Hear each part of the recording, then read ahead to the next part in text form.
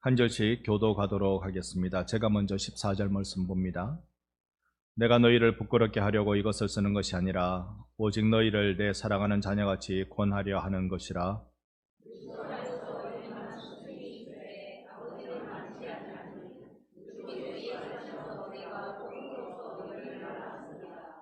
그러므로 내가 너희에게 권하노니 너희는 나를 본받는 자가 되라. 이로 말미암아 내가 주 안에서 내 사랑하고 신실한 아들 디모데를 너희에게 보내었으니 그가 너희로 하여금 그리스도 예수 안에서 나의 행사 곧 내가 각처 각 교회에서 가르친 것을 생각나게 하리라. 아멘. 오늘부터 3주간 저는 참 쉽지 않은 설교의 시간을 갖게 되겠습니다. 진실한 마음으로 이 시간을 임하기를 작정하고 바랍니다. 여러분께 부탁드리고 싶은 것이 있다면 자녀들 공부 많이 시키면, 그래서 정말 공부 많이 시키면, 공부 잘 시키면 학교 어디로 보냅니까? 다시 한번요. 자녀들 바짝 공부시키면 그놈이 갈 수만 있다면 학교 어디로 보냅니까? 제가 서울로 가겠습니다. 여러분 공부 많이 시켜주셔서, 목회 공부 많이 시켜주시고 학업 공부 많이 시켜주셔서 제가 6월 첫째 주로 서울로 가게 됩니다. 섭섭한 마음을 금할 수 있는 방법은 없을 것입니다. 정이 20년 들었는데 그걸 어떻게 쉽게 우리 하루아침에 단순간에 그게 정리가 되겠습니까? 그러나 분명한 것은 저는 저 스스로 하나님 앞에 기도하면서 순종의 길을 찾고 있었고, 여러분은 여러분 마음 품으면서 기도로 섬겨주신 일이었다 생각을 합니다. 함께 하나님 앞에 은혜의 시간이 계속 3주 동안 이어지고, 또 이를 통하여서 하나님께 영광이 되는, 서로에게 감사의 이별이 될 수 있는 그런 속주가 될 수 있기를 간절히 소망합니다. 우리 오신 여러분 좌우로 인사합시다. 사랑합니다. 존경합니다. 또 오늘 바로 청빙위원회가 이렇게 결성되었으니 떠나는 목사가 뭘 말씀을 남길 수가 있겠습니까? 많은 한 가지 꼭 부탁드리고 싶은 것, 공백이 그리 길지 않도록 우리 청빙위원께서 잘 살펴주시기를 바랍니다. 오늘 우리 하나님의 말씀을 같이 대할 때 예수님이 나의 참 스승이 되심을 함께 배우고 싶습니다. 우리 신앙생활 할 때 어릴 때부터 늘 들어온 게 신본주의, 인본주의 이야기 들어왔습니다. 그걸 모르는 이들은 아무도 없으실 겁니다. 그러나 우리가 신본주의, 인본주의 이야기할 때 무엇이 그러한가 이야기할 때는 각자마다 생각들이 다 다릅니다. 자칫 내가 감동이 되는 것, 그리고 내가 신앙생활 해온 그 기준, 이것이 신본주의와 인본주의를 가늠한다면 그 자체가 인본주의입니다.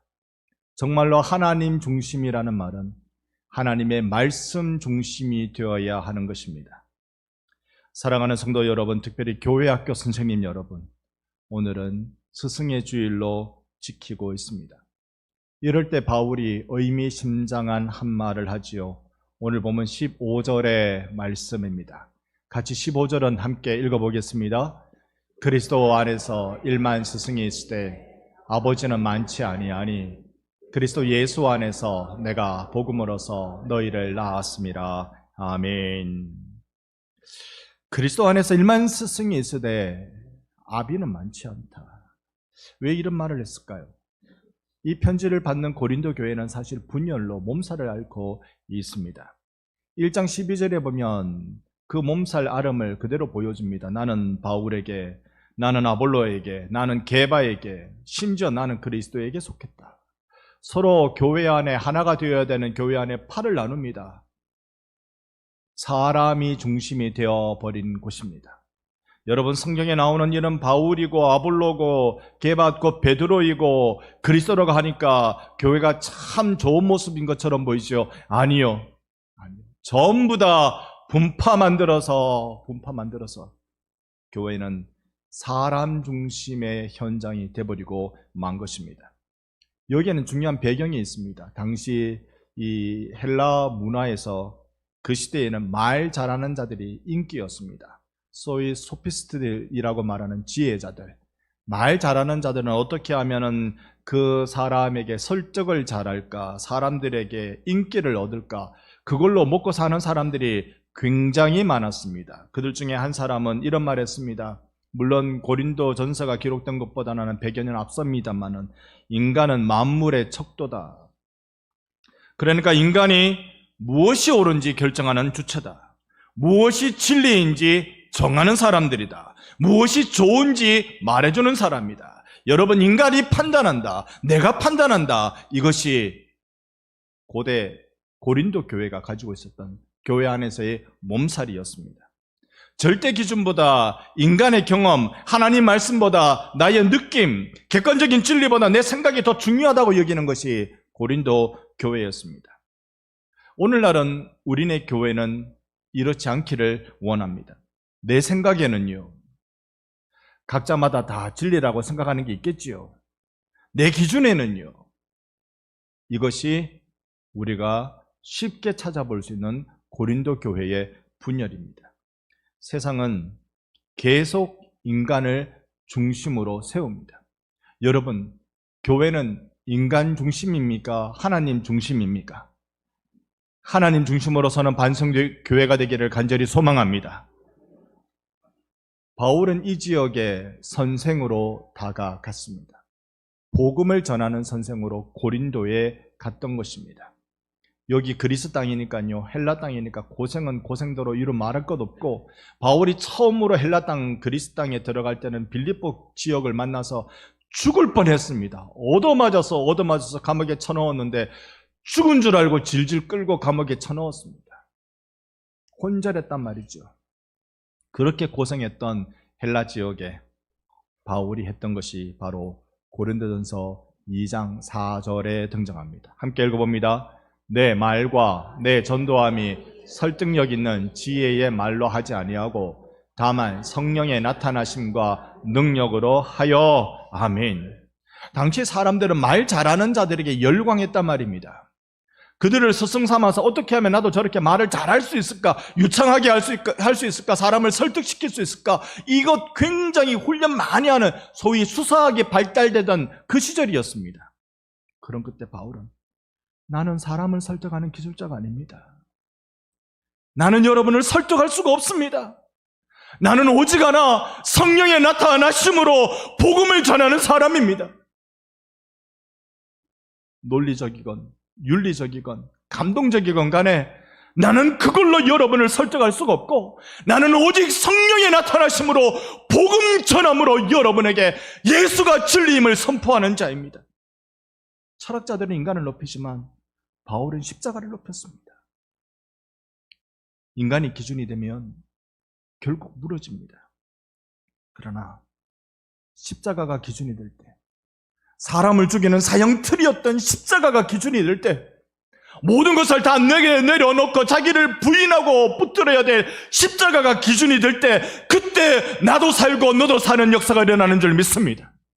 인간은 십자가 앞에서 살아나는 것입니다. 교회는 항상 하나님 중심이어야 합니다.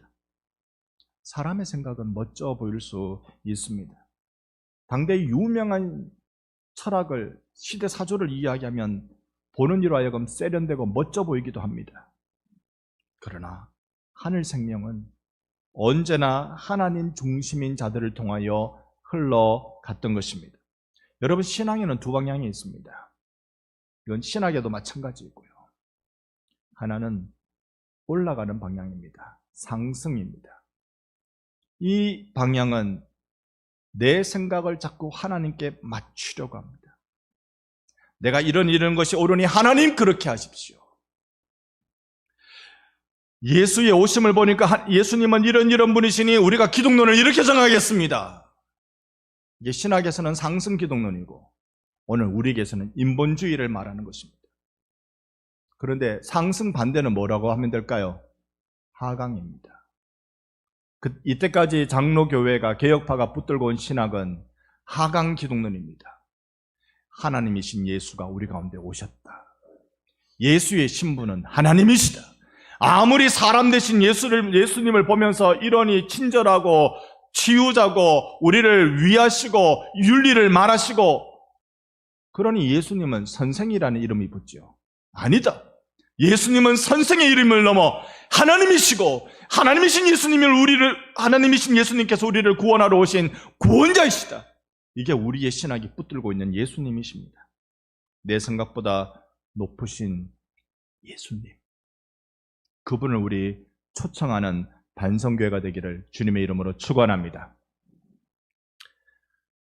제가 3일 동안 설교를 어찌할까 싶어도 그래도 여기서 끝내면 안 되잖아요. 한 가지 좀 더 풀어보겠습니다. 출애굽때 이야기입니다. 홍해를 가는 기적은요, 시편에 보면 두고두고 이스라엘이 찬송하는 찬송의 내용들입니다. 홍해를 가르는 기적이 얼마나 대단하고 놀라운 일이었을까요? 모세가 밤새도록 지팡이를 들고 바다를 향해 내밀었습니다. 오후 예배 열심히 나오시는 분들은 이제 생각나실 수도 있으실 거예요. 모세가 지팡이를 내밀 때 홍해가 바로 갈라졌습니까? 한참 뒤에 갈라졌습니까? 오후 예배 나오시는 분이 별로 안 계십니까? 여호와의 동풍이 밤새도록 바다를 말렸다 그랬습니다. 말리웠다. 동풍은 동쪽에서 서쪽으로 부는 바람이죠. 그러니 홍해 기준으로 보면 저기 중동에서 애굽으로 바람이 불어옵니다. 달리 말씀드리면 모세는 지팡이를 내밀었지만 밤새도록 저 끝자락에서 바다 건너편에서 이게 갈려져 왔으니 모세 눈에는 보일 리가 있습니까? 여러분, 바다 우리 눈으로 굉장히 넓게 보는 것 같지만 우리 눈에 보이는 수평선 그리 먼데 있지 않습니다. 우리 인간의 눈의 한계입니다. 밤새도록 들고 있을 때 드디어 바다가 열려진 것입니다. 근데 홍해라는 말이 히브리어로 보면 갈대바다라고 되어 있습니다. 영어에도 빨간 바다, 레드시, 홍해를 이 하나 더 붙이면 갈대라고 되어집니다. 그래서 어떤 사람은 말해요. 깊은 홍해가 아니라 그냥 얕은 갈대 늪이었네. 겨우 갈대 늪을 지나갔네. 그 갈대를 건너놓고 뭔 대단한 역사라고. 이건 신화야, 신화. 그렇게 설명을 신학이 한 적이 있었습니다. 오래전에 말씀드렸습니다만 강단에서 그렇게 설교하니까 여러분, 갈대 바다였습니다. 큰 바다 아니에요. 지금 지도에 그려진 그 홍해 바다 아니고 조그만 갈대 그 자라는 거기에 늪과 같은 데를 그걸 지나갔다고 바지춤 딱 들어 올려서 건너면 청청 건너면 건너갈 수 있는 그거 건넜다고 대단하다고 떠드는 거 그거 잘못된 거예요. 여러분 겨우 갈대 바다 건넌 거예요. 여러분 이렇게 설교하면 여러분 은혜를 받습니까? 시험 듭니까? 아니면 졸립습니까? 소위 17세기 개신교 정통주의 그리고 18세기 후역부터 이 자유주의가 나올 때 이런 설교가 강단에서 흥했습니다. 그러니 성도들이 힘들잖아요. 아니 우리가 분명히 성경에 읽기에는 밤새도록 여호와께서 여호와의 동풍으로 바다를 말리시고 가르시고 말려서서 이스라엘 백성들 최소 200만 이상 400만 정도의 이스라엘 백성이 이 바다를 건너가게 해주셨는데 그것이 영광이라고 찬송했는데 겨우 갈대밭이라고 이렇게 설교를 하니까 갈대밭 건너놔놓고 그렇게 야단이라고 설교하니까 자꾸 끝자리에 여청년이 와서 아멘 할렐루야 하는 거예요. 자다가 다 깨는 거예요. 이렇게 시험 드는 설교를 듣고 무슨 아멘 할렐루야냐고. 근데 그 목사님 물었어요. 당신도 이렇게 설교해놓고 마음이 좀 편치 않잖아요. 아무리 신학교에서 그렇게 배워와도 그렇게 말하는 순간 자기의 신앙과 위배되는 메시지잖아요. 아니 왜 할렐루야 하냐고 그랬더니 뭐라고요? 자, 답은 뭐라고요? 모르셔야 제가 할 말이 있습니다. 그 갈대밭 얕은 물에 애굽 군대를 수상시킨 하나님의 능력을 찬송합니다. 그런 거예요. 성도들은 믿음의 눈으로 하나님의 역사를 보는 겁니다. 잘못된 신학을 공부하면 엉뚱한 이야기를 하는 겁니다. 하나님의 능력. 여러분, 갈대바다라고 히브리어 성경에는 그렇게 기록되어져 있습니다만, 백두산은 맨날 하얀 산일까요? 푸른 산일까요? 그건 우리가 잘 압니다. 안 가봐서 모릅니다. 그러면 저기 흑해라는 바다가 있습니다. 흑해라는 바다는 물이 까말까요? 푸르를까요? 푸르르죠. 그건 안 가봐도 압니다. 이스라엘의 사해라는 바다가 있습니다. 사해라는 바다는 죽었을까요? 살았을까요? 살았죠. 갈대바다라고 말하는 오늘 우리에게 홍해라고 번역된 이 바다도 이름이 그런 것이지. 여러분, 중요한 것은 이름이 아니라 하나님이 길을 내셨다는 기적의 현장인 줄로 믿습니다. 하나님이 길을 내셨어요.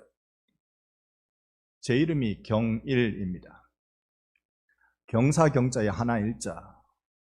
부산의 박성기 목사님이 제 이름을 들으시고 해주셨던 말씀이 경상도에서 제일 가는 목사가 되라. 마음이 기뻤고 좋았습니다만 저는 제 이름에 제가 가지고 있는 저 혼자만의 신념 하나가 있습니다. 경자가 경사경자거든요. 경상도 할 때 경자가 경사스럽다, 경사입니다. 그 다음에 일자가 하나일자입니다. 제 평생의 최고의 경사스러운 일은 예수 만난 일이다. 할렐루야. 저는 제 마음에 제 이름에 대해서 이렇게 생각하고 있습니다. 물론 제 이름은 철학관에서 지었습니다. 하지만 오늘 우리들에게 주님이 해주시는 말씀에 귀를 기울일 때 출애굽기 14장 13절 말씀에 보면 너희는 두려워하지 말고 가만히 서서 여호와께서 오늘 너희를 위하여 행하시는 구원을 보라. 할렐루야. 두려워하지 마라. 두려워하지 마라. 우리는 하나님을 기대합니다. 과거에 길을 내셨던 하나님이 오늘도 길을 내어 주실 줄 믿습니다. 내 삶의 여정에 어두웠고 힘들었고 광야를 지나는 시간이었지만 그러나 하나님은 반드시 거기에 길을 내시는 분이십니다. 교회 고백은 언제나 하나님이 하셨습니다. 이겁니다. 아유, 저분이 하셨는데요. 아유, 저분이 없었으면 큰일 날 뻔했습니다. 아니요. 그러면 인본주의입니다. 하나님이 저분을 통하여 역사하셨습니다. 하나님이 저분을 통하여 큰 일을 하셨습니다. 이게 신본주의입니다. 바울은 여기에서 더 깊은 말을 합니다. 일만 스승은 있으되 아비는 많지 않다. 당시 스승으로 인정받는 사람은 인기 있는 사람, 박수 받는 사람, 말 잘하는 사람이었습니다. 바울은 나는 그런 사람이 못 되어 나는 아비요. 왜 아비라고 말할까요? 나는 복음을 가르친 자가 아니라 나는 복음으로 너희를 낳았느니라. 복음은 단순한 정보를 전달하는 걸로 역사가 일어나는 것이 아닙니다. 복음은 생명의 전달입니다. 교회 교육의 핵심이 있다면 여기에 있는 거죠. 잘 가르친다는 것은 콘텐츠, 내용을 잘 전달하는 것이 아니고요. 생명을 전하는 것입니다. 예수의 생명을 전하는 것. 교회는 그리하여서 교사가 아버지가 되어야 합니다. 가정에서 아버지는 교사가 되어야 합니다. 그래서 교회 교사분들은 가르치기 전에 살아내야 합니다. 아버지는 눈물로 품습니다. 그리고 아버지는 책임을 집니다. 아버지가 하는 해산의 수고입니다. 이 해산의 수고를 누가 했나요? 사실 우리를 해산하신 분은 예수님이십니다. 십자가는 당신의 해산의 수고를 고스란히 우리에게 보여주고 있습니다. 주님은 오늘도 우리를 향하여 해산의 아픔, 다시 십자가를 지시는 것이 아니라 이 십자가의 능력이 우리 안에 전달되고 역사가 일어나도록 하기 위해서 다시 해산의 수고를 아끼지 않습니다. 두려워 떠는 영혼 하나하나를 찾아 복음으로 끌어안으시고 상처난 심령을 만져주시는 일을 지금도 하고 계십니다. 오늘 이 예배 시간에 여러분의 마음이 그리스도 예수의 손에 이어지기를 간절히 소망합니다. 죽은 영혼 안에 생명을 불어넣는 것, 우리가 몇 주 동안 함께 묵상했던 숨을 내쉬며 가라사대, 부활 영 되신 예수께서 숨을 내쉬며 가라사대 성령을 받으라. 이것이 우리 교회가 살아나는 비결입니다. 교회학교 선생님 여러분, 수고가 많으신 것을 우리 모든 교우들이 함께 잘 알고 있습니다. 우리는 주일 아침 조금 늦잠 자도 됩니다. 그래서 평소에 직장 가는 것 시간 외에 주일이면 조금 더 눈을 붙일 수가 있습니다. 그런데 교회학교 선생님은 그러지 못합니다. 9시에 예배 드리기 위해 8시부터 집에서 나오셔야 합니다. 그리고 때로는 이대로는 안 되지, 기도해야 되지, 새벽에 기도 나오시는 분들입니다. 이분들이 수고를 많이 하십니다. 여기 한 가지 더 보태셔야 됩니다. 이런 수고로 해결되는 것 아닙니다. 영혼을 살리기 위해서는 아비가 되어 주십시오. 인기에 관심을 둘 수 없습니다. 인정받는 것을 바라보기를 그쳐야 합니다. 예수 전하는 일에 창념해 주시기 바랍니다. 교회 학교 하면서 가슴 아파 보지 않으면 안 됩니다. 눈물 없이 제자를 만날 수가 없습니다. 예수님의 마음을 품으십시다. 그래서 우리에게 맡겨진 자녀들을, 곧 영적 자녀들에게 결국 해야 할 말은 이것입니다. 16절 말씀을 함께 읽으면서 우리가 해야 할 말이 이것이다. 함께 해보십시다. 그러므로 내가 너희에게 권하노니 너희는 나를 본받는 자가 되라. 아멘. 너희는 나를 본받는 자가 되라. 우리는 예수를 설명하는 사람에서 끝나면 안 됩니다. 예수를 보여주는 사람이어야 합니다. 신앙생활 잘 해라.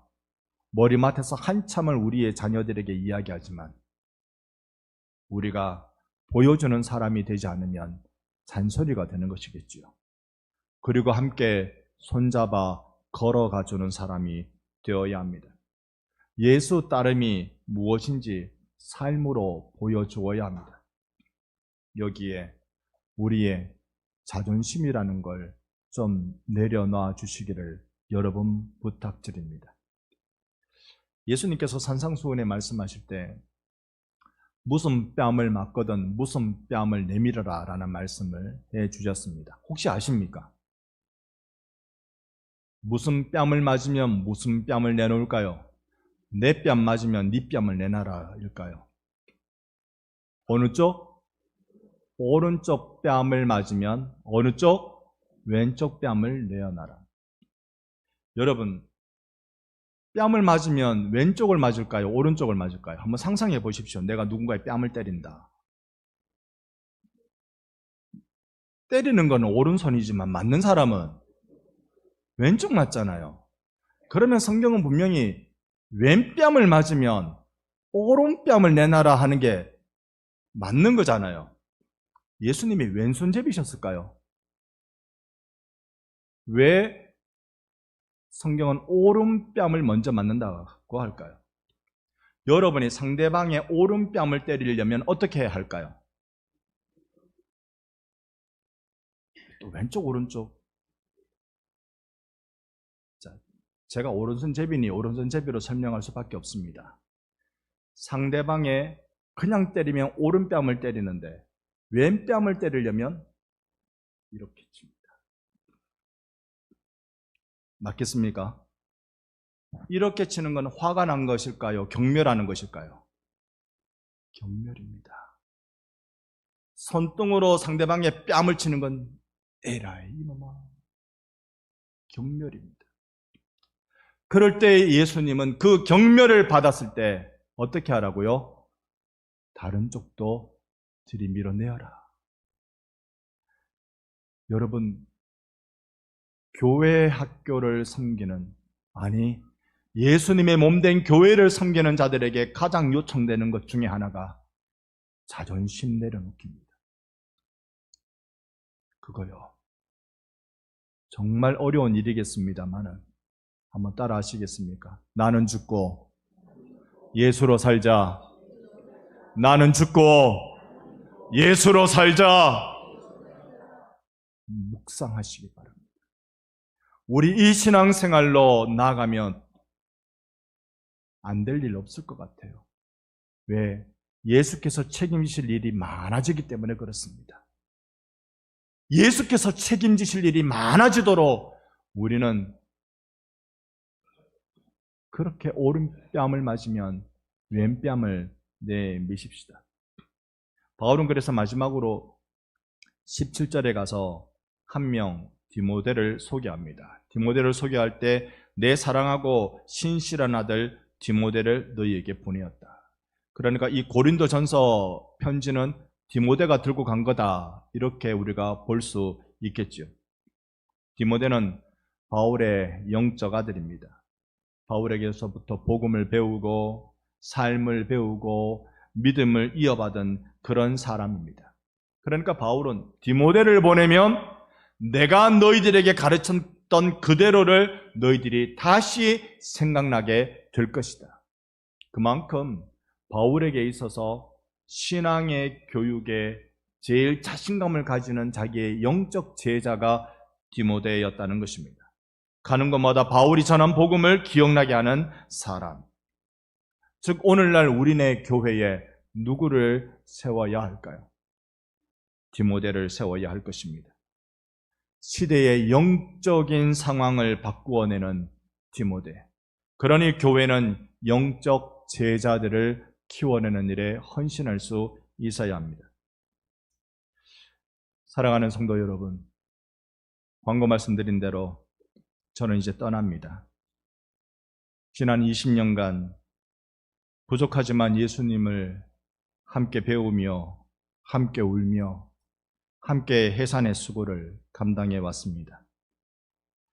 부족한 종이었지만 한 영혼이라도 더 예수께 가까이 가기를 바라는 마음으로 여기까지 왔습니다. 그러나 여러분, 저는 떠나도 예수님은 떠나지 않으십니다. 예수님은 여전히 여러분을 향하여 해산의 수고를 하고 계십니다.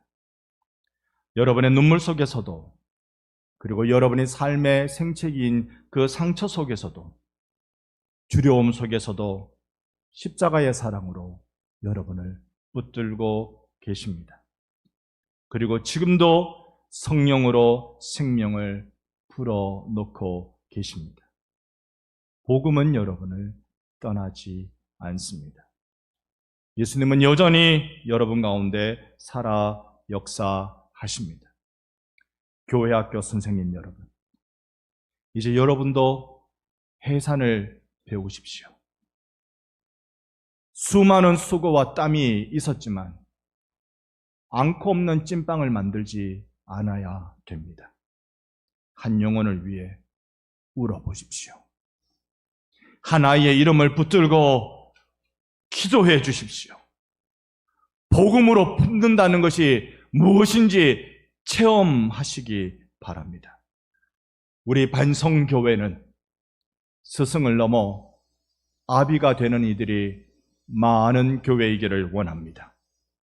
참 스승의 예수님. 그 예수님은 이런 분이십니다. 마태복음 23장 10절에 보면 너희의 지도자는 한 분이시니 곧 그리스도시라. 예수, 이분이 우리의 참 스승이십니다. 예수를 설명하는 자가 아니라 예수를 보여주는 자가 되어 주십시오. 교회는 이 예수를 배우고 가르치고 함께 주의 나라를 세워가는 거룩한 영적 공동체입니다. 지난 모든 세월 동안 예수님이 처음으로 세우신 예루살렘 교회로부터 2000년이 지난 지금 모든 교회가 이 땅에서 없어지지 않은 교회가 없습니다. 만들었으면 사라지고 만들었으면 사라지고 가장 오래된 교회 500년 넘는 교회가 있습니까? 저기 터키의 이스탄불의 성 소피아 성당이라는 500년 동안 지은 그 교회 지금 모슬렘 예배 그들의 종교 처소가 되어져 있습니다. 교회는 그렇습니다. 만들면 사라지고 만들면 사라지고 역사적으로 보면 반성교회도 사라질 겁니다. 반성교회도 사라집니다. 그런데 반성교회를 20년 동안 섬긴 저의 간절한 마음 하나는 내 주님 오실 때까지 해산하는 수고를 아끼지 않는 거룩한 사명의 공동체가 되기를 소망합니다. 이 일을 여러분 마음을 다해, 뜻을 다해, 목숨을 다해 지켜내 주십시오. 예수가 주가 되는 교회는 예수께서 마지막까지 불꽃처럼 사용해 주십니다. 교사분들을 존경합니다. 정말 수고 많이 하십니다. 그래서 축복합니다. 이 거룩한 사명, 디모데를 세우는 이 거룩한 사명에 뜨거운 눈물을 쏟아 주시기를 내 주 예수님의 이름으로 축복합니다. 아멘.